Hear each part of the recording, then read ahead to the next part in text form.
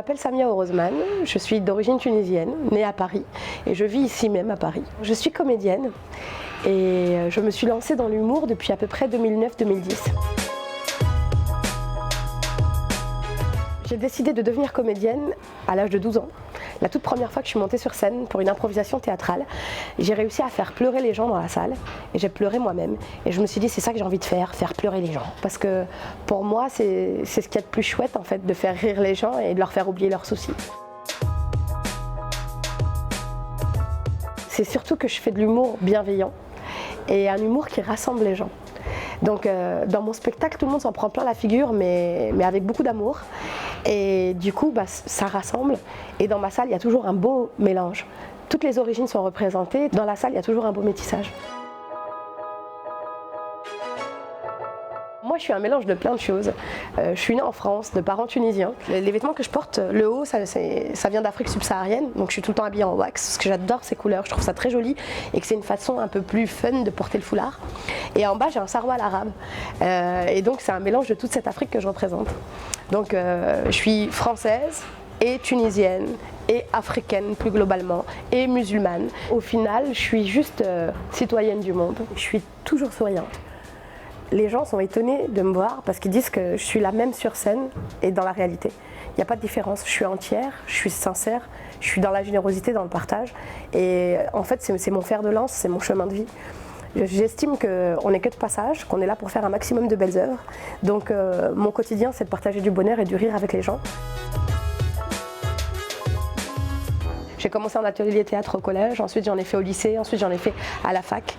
J'ai fait le conservatoire de théâtre à Paris. J'ai passé 2 années dans les conservatoires du 1er et du 11e arrondissement.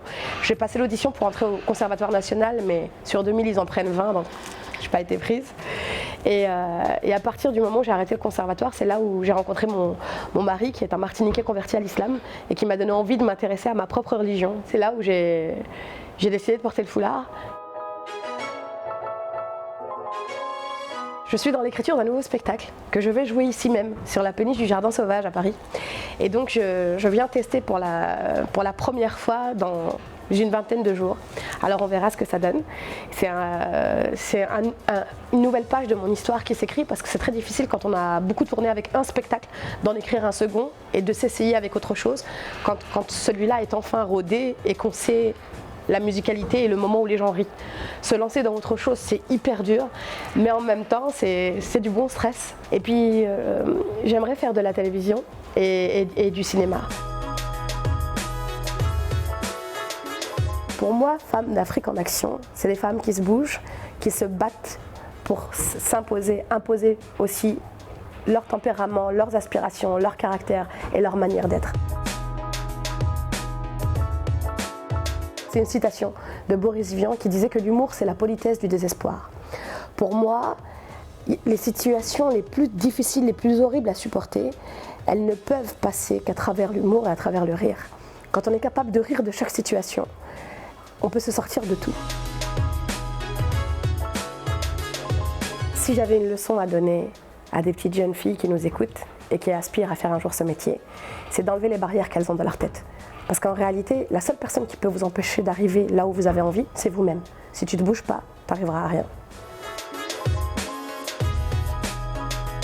Ma chérie, on est en train de filmer, puis toi tu fais du bruit comme ça, on fait comment?